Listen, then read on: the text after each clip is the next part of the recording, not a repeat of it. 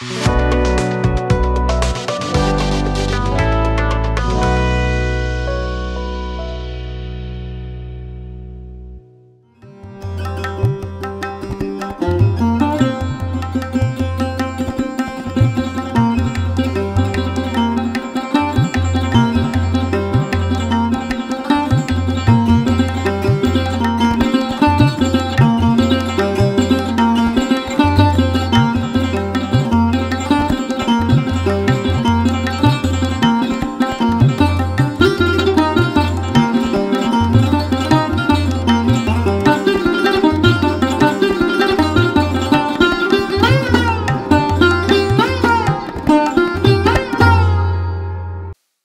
जीशु ख्रीस्ट अति बहुमूल्य नाम संपर्क इंडिया द्वारा प्रस्तुत कार्यक्रम नुआ सकाल आशार आज अध्याय आपको स्वागत जनाए।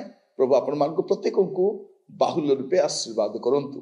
आज आम जो प्रसंग में प्रभु वाक्य ध्यान करवा प्रसंग शीर्षक हूँ धनर विपद। धनर विपद लोक माने जानती नहीं जे धन केते मारात्मक। ताको जदि दास भलिया रखबो तो ठीक, जदि मालिक हो गला धन आपणकर आपण को संपूर्ण भाव में क्षतिग्रस्त करके देखो मो सहित प्रथम तिमोथी 6 पर्व तार 9 पद आ 10 पद धनर विपद कौन लिखा जाउछि।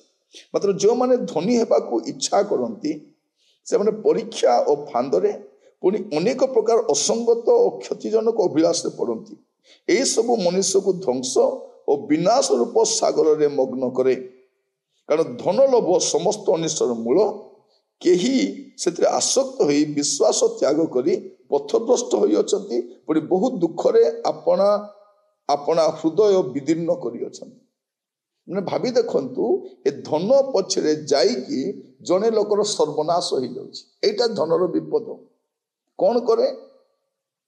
धनी हेबाकू इच्छा करे, धनी तो परे हुए इच्छा करे से माने परीक्षा फांदरे अनेक प्रकार असंगत और क्षतिजनक अभिलाष पड़ती।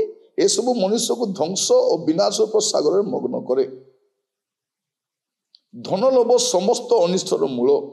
केही से आसक्त हो विश्वास त्याग करी पथभ्रष्ट होई अछंती, पुणी बहुत दुख रे अपना अपना हृदय विदीर्ण करी अछंती। माने एटा आरंभ। एटा आप देखिए एटा धनर विपद। मोर प्रिय माने जागतिक लोक पाई धन सब किछि हेई पारे, किंतु आम पाई धन सब किछि नुह। आमे धन पछरे जाईकी आमे गुडे विषय हरई बसीछु। धनर विपद आमे देखुतिलु। जदि आपण देखिबे द्वितीय राजावली 5 पर्व तार 27 पद।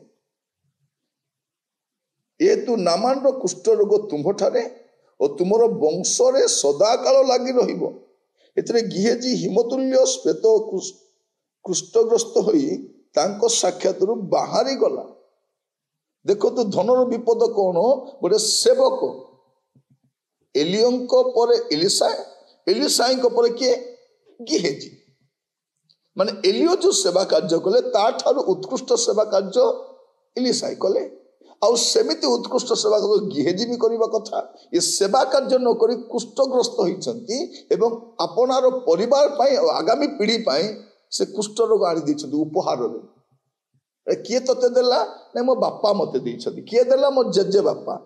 माने ए वंश परंपरा पाई और अभिशाप आनिले एटा होछि धनर विपद।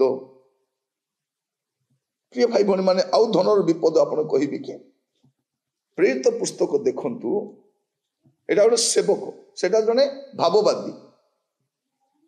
से भाववादी हेबा कथा। गेहेजी कौन हेबा कथा? असिस्टेंट परे परे भाववादी हेबो। से असिस्टेंट भाववादी। से भाववादी कौन हेछि? ए धन पछरे जाईकी एबे जो माने बोलेरो पछरे, स्कॉर्पियो पछरे, इनोवा पछरे, गाड़ी पछरे, डॉलर पछरे, यूरो पछरे जाउछंती, एमान को अवस्था भी सेया हो। से कहछ एटा समय की सुना रूपा वस्त्र ग्रहण करबा समय की। भाववादी माने समय जानी सेवा करबा कथा। याकू ए गिहेजी को कौन? ए टंका भूत धरिछि। ए भूत तार सर्वनाश कर दिछि। एबे हमें देखिबा औ जनक। से होचंती शिष्य। ଜଣେ ପ୍ରେରିତ ଶିଷ୍ୟ, ସେ ତ ଗଲେ ଭାବବାଦୀ। ଏବେ ଇଏ ଆସିଛନ୍ତି ଜଣେ କିଏ? ପ୍ରେରିତ ଶିଷ୍ୟ। ପ୍ରେରିତ ପୁସ୍ତକ ଯଦି ଦେଖିବେ ତାର ପ୍ରଥମ ଅଧ୍ୟାୟରେ ଆମେ 16 ପଦରୁ ଆମେ ଦେଖି ଦେଖି ଯିବା 19 ପଦ ପର୍ଯ୍ୟନ୍ତ। ଏଠି କଣ ଲେଖାଯାଉଛି?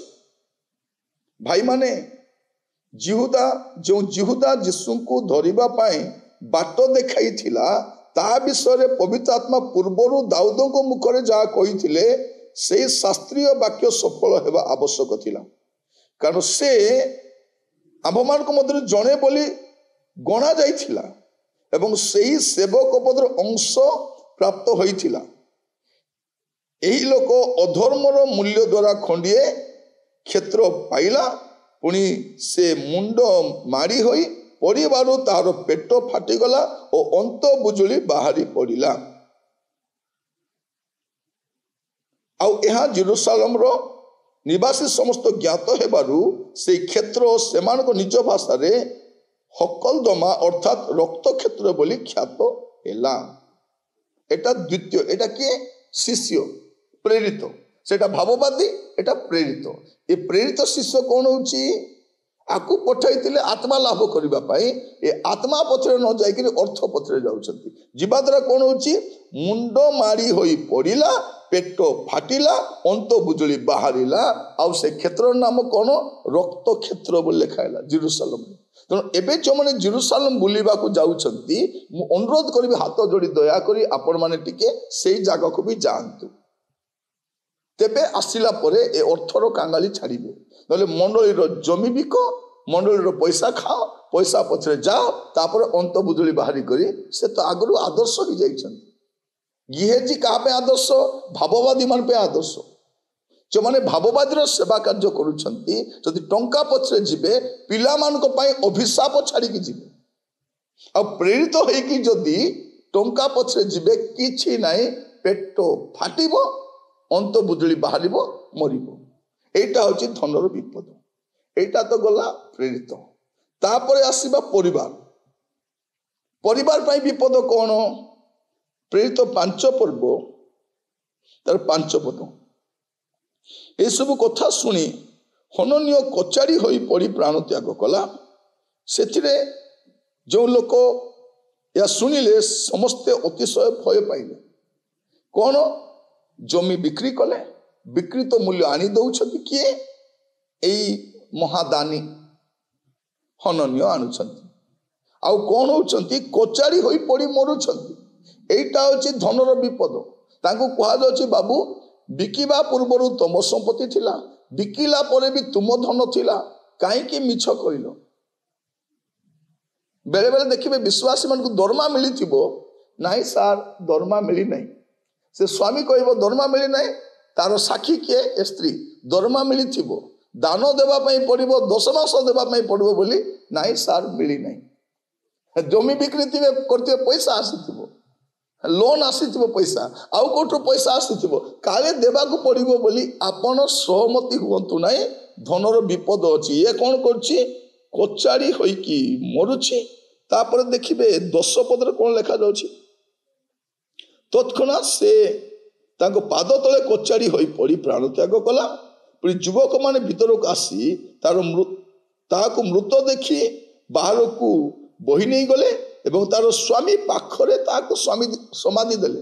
ବେଶୀ ଦୂର ନାହିଁ, ସ୍ୱାମୀ ସ୍ତ୍ରୀ ଅର୍ଥ ଲୋଭୀ କୋଉଠି? ଗୋଟେ ପାଖରେ ଶୋଇଥାଉ। ପ୍ରିୟ ଭାଇ ଭଉଣୀ ମାନେ, এইটা ହଉଛି ଧନର ବିପଦ। ଆପଣଙ୍କର ଧନ, ତଥାପି ଆପଣ ସତର୍କ ହେବା ଦରକାର, ନଚେତ୍ ୟା ଦ୍ୱାରା ଯେଉଁ ପ୍ରମାଦ ଅଛି ଆପଣ ଜାଣିଥାନ୍ତି। ଆସନ୍ତୁ ଆମେ ସାବଧାନ ହେବା, ପ୍ରାର୍ଥନା କରିବା। ଅନୁଗ୍ରହକାରୀ ପିତା ପରମେଶ୍ୱର, ଧନର ବିପଦ ଅତି ଭୟଙ୍କର। ଆମମାନଙ୍କୁ ବୁଝିବା ପାଇଁ ସାହାଯ୍ୟ କର ପ୍ରଭୁ। ଆଉ ଧନର ଉଚିତ ବିନିମୟ କରିବା ପାଇଁ ମଧ୍ୟ ଆମମାନଙ୍କୁ ଅନୁଗ୍ରହ କର। ତାର ବିନିଯୋଗ ଠିକରେ କରିପାରିବୁ, ଆମମାନଙ୍କୁ ଦୟା କର। ପ୍ରତ୍ୟେକଙ୍କୁ ପ୍ରଭୁ, ସାଧାରଣ ବିଶ୍ୱାସୀ ହୁଅନ୍ତୁ, ପାଳକ ହୁଅନ୍ତୁ, ଭାବବାଦୀ ହୁଅନ୍ତୁ, ପ୍ରେରିତ ହୁଅନ୍ତୁ ବା ବିଶ୍ୱାସୀ ହୁଅନ୍ତୁ, ଧନ ଯେ କେତେ ମାରାତ୍ମକ ଏହା ବୁଝିବା ପାଇଁ ସାହାଯ୍ୟ କର, ଦୟା କର। ଆଦର ମହିମା ଆପଣଙ୍କୁ ଦେଇ ପ୍ରାର୍ଥନା ମୋର ପ୍ରାଣର ପ୍ରିୟ ଯୀଶୁଙ୍କ ନାମରେ ମାଗିଲି, ଆମିନ୍ ଆମିନ୍। ପ୍ରଭୁ ଆପଣମାନଙ୍କୁ ଆଶୀର୍ବାଦ କରନ୍ତୁ।